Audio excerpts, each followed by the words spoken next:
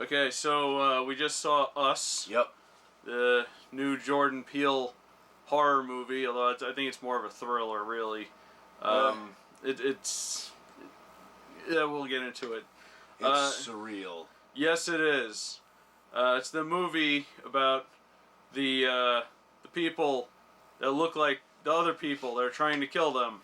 Yeah, not to be confused with the people under the stairs. Yeah. More like the people under the escalator. Damn doppelgangers. Anyway, yeah. Which you don't see very often in movies. You don't see the whole doppelganger thing done. Who really died that day? And who came back? You've been acting real weird, Luigi. Been acting strange since the accident, Luigi. Oh, I'm so weird. Why, how come you eat spaghetti without sauce? No context for that. No. I've been watching a lot of Vine Sauce lately. Anyway, so this movie, I had a lot of questions going into it, and I think I have more questions coming out of it.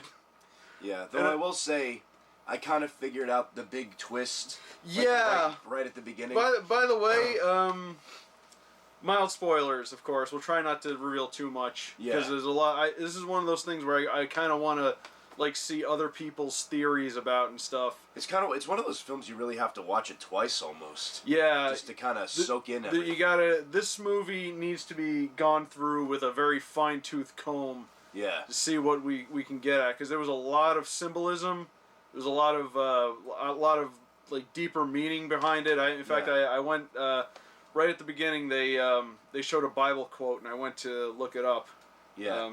So what does it say? It says Jeremiah 11:11. Therefore, this is what the Lord says: I will bring onto them a disaster they cannot escape. Although they cry out to me, I will not listen to them.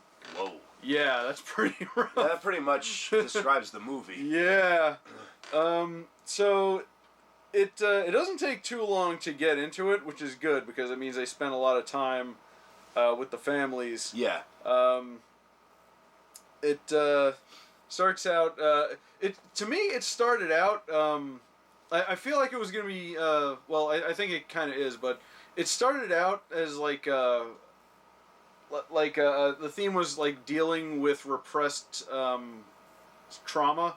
Yeah. I think because that was the whole thing. Like at the beginning, the mother, they showed her as a little girl, and she wandered into the House of Mirrors, and that's when she met her twin. Yeah. And then it just kind of went from there. We fast forwarded to modern day, and we kept going back to like her therapy, trying to deal with it, and that kind of thing. And I think that it's still there's still a lot of that in there, but it kind of gets sidetracked when there seems to be a much bigger story going on here that they definitely don't expand upon. Yeah. It gets the one thing we will spoil is the family has their clones, and I'll just say that they're not the only ones. Yeah. This is like a small part of a much bigger event. That's the one thing I have to say is my biggest disappointment with this movie, because that felt like the bigger twist than what they revealed at the very end. Yeah. By the way, I kind of called it too. I was like, this is how this is gonna go down. Yeah. But I feel like as the movie went on, I kind of let that go. Yeah, you kind of forgot about it a little bit. Well, no, I didn't forget about it, but it feels like the big twist at the end kind of contradicts a few things. Oh yeah. Yeah. It's hard to talk about with without revealing too much, because we don't want to talk too much about this. But I will say, go ahead. I mean, most of the cast are acting for two, considering the... Yeah. But there were all four of them were great, especially the little boy. He freaked me out. Oh, really? For me, it was Addie, Lupita Nyong'o herself. Yeah. Just some of the expressions her doppelganger made. I'm like, okay, I'm gonna remember that in my dreams. Yeah. Winston Duke's doppelganger, he was just making like caveman noises the whole time. Yeah, pretty much. By the way, he was kind of a coward. Like the actual him was kind of like, and I was like, dude, you were M'Baku. Kick their ass. Yeah. No, you're right. He was kind of a... Yeah. You saved Wakanda, for God's sake! Man up! Yeah. No, in this movie.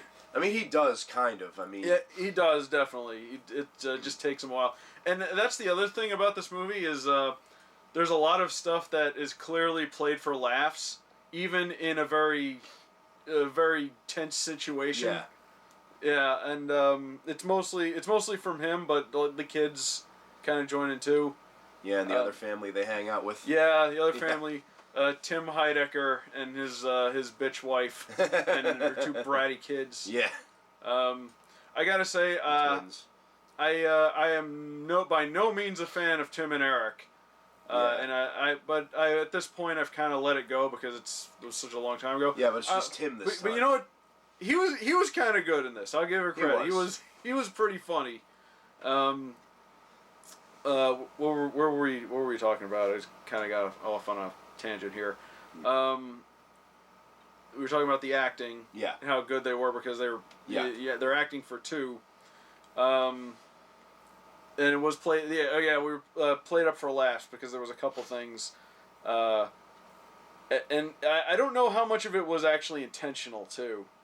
Which made me start to believe this might have just been a dark comedy. Yeah, something like that. I don't know. But it kind of walked that line where it's like it's kind of funny, but there's like a whole bunch of shit going on. It's like I don't know. Like I said, it was very surreal, and it reminded me of. You ever see a movie called Ganja and Hess? No. Yeah, it's a movie from the 70s, and it dealt mostly with vampirism. But it had those same kind of beats. Like at certain points, you'd hear that leitmotif start up with all the chanting and everything. Yeah. They had the same thing in that movie. Whenever oh yeah.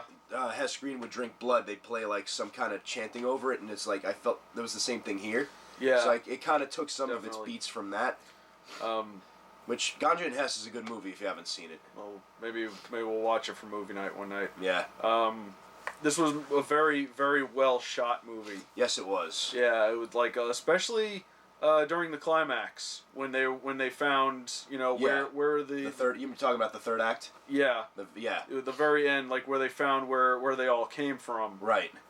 Which again raised a lot of questions. Yeah, like I said, this is they seemed to have like briefly like just hinted at what was going on when they had their confrontation. But they didn't. Again, this is a thing where we're gonna have to probably watch again and see like what the hell is going on in this world. Yeah, that's the thing with Peele's movies. They do almost require a second viewing. Yeah. Like I kind of thought about on Friday because I was out sick from work. Like at the end of the night, I thought maybe I should see this first, like by myself, and then watch it again later. But I decided against it. Well, unlike Get Out, I thought Get Out was fairly straightforward. Yeah, this isn't as straightforward as Get Out. No, it is not. This is, I would dare say, like, this is a concept you'd read in, like, a Junji Ito comic. Oh, my God. It's like this weird-ass thing that is never really explained, and it just happens, and then everyone gets fucked over. Yeah, pretty much. That's how it is. It's like, this goes along with a lot of Ito stuff where it's something that could never really possibly happen in real life most of the time. But yet it still manages to freak you out all the same. Yeah, I think what if it could happen? But I think that's a good part because a lot of the stuff that makes you freak out is the questions you have. Yeah. What you don't see is the horror. Yeah. The horror behind it. But again, I gotta give Lupita Nyong'o props because she freaked me the fuck out. Yeah. Well, like I said, the little boy was creepy too because he was like making animal noises. Well, he was walking on all fours, and then the girl, she was just like quiet, like a psychopath. Yeah. But God, great soundtrack too. By the way, the like you said, the chanting at the very beginning. Yeah, I gotta translate that because they did the same thing at the beginning of Get Out. Remember? Yeah. And it was essentially some kind of warning. I don't remember exactly what it was. I'd have to relook it up, but I think it was the same thing here. Honestly, I haven't seen Get Out until since you saw it in the theater. Since we saw it, yeah. Wow. But it could be. It's definitely one worth rewatching though.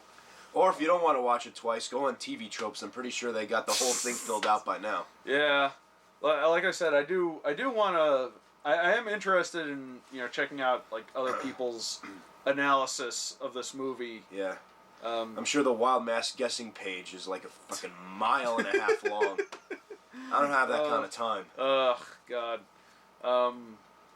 Yeah, I think I definitely want to see this again at some point, just to definitely, and watch it like at my own pace, just to pick out all the things I missed. So like pick it up on Blu-ray, maybe like because there was clearly a lot of symbolism in this, like the rabbits. Yeah. Which I don't know. I got kind of a because the rabbits appeared at the very beginning. Yes. And then they appeared at the very end when they found the underground place. Yeah, and they were all out of their cages. And they're out of their cages. I got kind of a...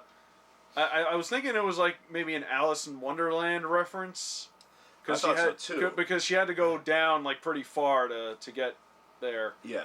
And all the rabbits were out. I was like, maybe Alice in Wonderland? Maybe? It's like... I don't know. God, it's been a while since film theory, so... Yeah, right. Oh, boy. Yeah. God, the scissors have to mean some. They all have scissors. Yeah, where'd they get all those scissors? No, they probably in the place where they found them. But yeah, they mentioned they were called the tethered, that they were all tethered to somebody. And I guess that was the symbolism behind the scissors. It was them basically them trying to cut their strings, which is probably why they had the scissors. Yeah, what a shitty place that was too. Yeah, it was. It was basically like a. It looked like an abandoned mall. I was thinking like a high school. With the worst people go to, like the bad school. Oh, really? Yeah. All the delinquents and the kids that smoke in the bathroom. Just the outer hallway with all the little ottoman chairs around. Yeah. That it felt like just one long extended hallway. Yeah. But it's like the hallway of the mall that like has all like the really really shitty stores that nobody goes down. Like the shit you see on Dan Bell's YouTube page. Yeah. But then there was like classrooms and there was like bunk beds and they were all living down there. It's like what the hell were they doing down there? Yeah, it was.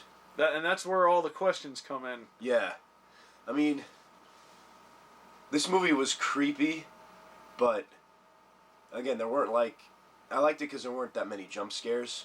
Yeah, it didn't rely on that, which is good. Yeah, all the creepy stuff was very subtle. And it didn't just like pop in front of your face, which I liked. Yeah. It's more like rather than just boo scary thing. It's more like a lot of shit. It's like we're coming to kill you. Yeah, it's more like there are things that happen, but they're out like in the corner of your eye, so you kind of have to do a double take most of the time. Yeah. Which I think is far more effective. Mhm.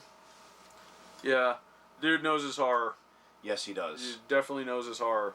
I don't know what else he's working on. Well, he's supposed to be doing the Twilight Zone, isn't he? He's hosting the Twilight Zone. Yeah. So that'll be cool. Yeah, I don't know if he's producing it, but I know he's hosting it. I wouldn't be surprised if he did some writing for it or something. Yeah. But see, is there anything else we could talk about without giving the game away? Probably not. I would definitely give this one a watch. I mean, if you are a horror fan, it pretty much is required viewing. Definitely.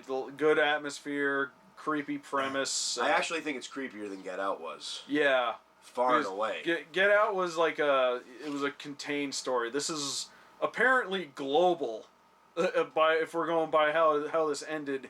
Yeah. Oh boy. Yeah. Well, it wasn't global. Or at least localized to some... Well, that whole thing with Hands Across America. Yeah. Yeah. I will say the one thing that freaked me out, though, is the fact that if you noticed at the very beginning where they had the old TV set and they were going through all the ads. Yeah. On the side, there was a VHS copy of Chud. Ah. Oh. Yeah, I noticed that, but I totally forgot about that. Yeah, Cannibalistic humanoid underground dwellers. That's appropriate. But that wasn't the part that freaked me out. It was the fact that the movie I watched before I came to the theater was fucking Chud.